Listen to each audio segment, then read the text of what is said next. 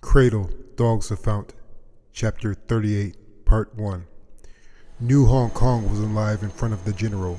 From this two-story tall window's vista through the panes of glass, there were cars zipping in controlled patterns through the enormous skyscrapers, works of art of glass and steel, Arturo thought. He could even see the street level from this height, and there were people everywhere. There were still ground cars, but they were highly mobile with wheels that could turn the cars in any desired direction, and in order to cut through traffic are parked in impossibly small spaces. There were large green areas where people seemed to relax, and there were even buildings engulfed in greenery. The clinking of all the diplomats, government heads, and top business executives eating their breakfast before the presentation was lost on Arturo at the moment.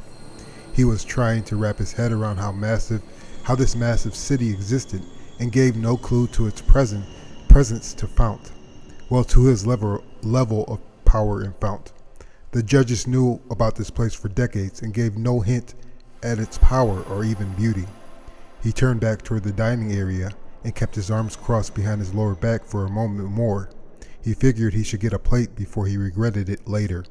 At the buffet spread on a long table that ran along the head of the dining room, there was a choice of scrambled eggs, bacon, sausage, bagels, and a thorough expansion enough to complement anyone's breakfast preferences. Everything was steaming hot in the silver buffet pans, and the powerful men and women here ate and chatted in pleasure. Arturo sat at the nearest spot at the table with the shell pink tablecloth among those in business attire, if not a few seats removed from all of them. He sipped the somewhat fruity coffee and immediately perked up. He had no idea or desire to know where Rodney Hacker was. Hacker agreed to bring him along with a couple of his aides and an old friend from Congress, Herb Pilson. Not too long after Arturo was done eating and sitting calmly, the massive doors that were across the wide carpeted pedway behind the few steps down to where the buffet line was were open.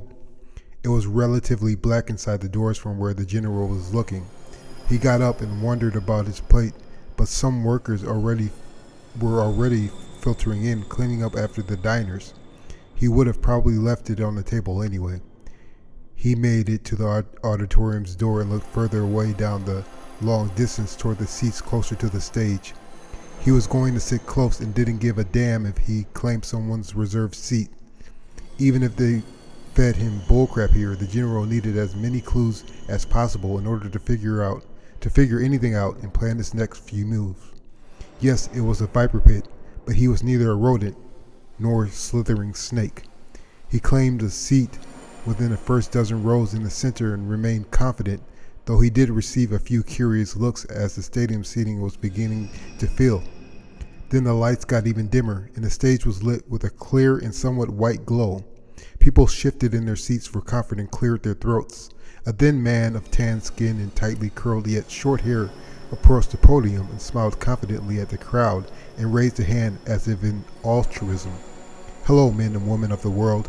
I am yours to question and share with in this new age of expansion, whether you call the world Oldie, Terra, or even Cradle.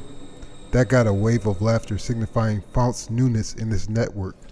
We are all here to ensure the survival and fruition of a healthier and sustainable lifestyle across the globe. He waited for the applause to die down. I am Pharaoh Himlashi. I know it's a weird name, but it was given to me here in New Hong Kong by parents that labored in the massive greenhouse farms that pioneered food tech to sustain the population growth until what it is today. New Hong Kong has always been about ingenuity and innovation, and we want to share our way of life with you across the forests, deserts, and seas. More applause.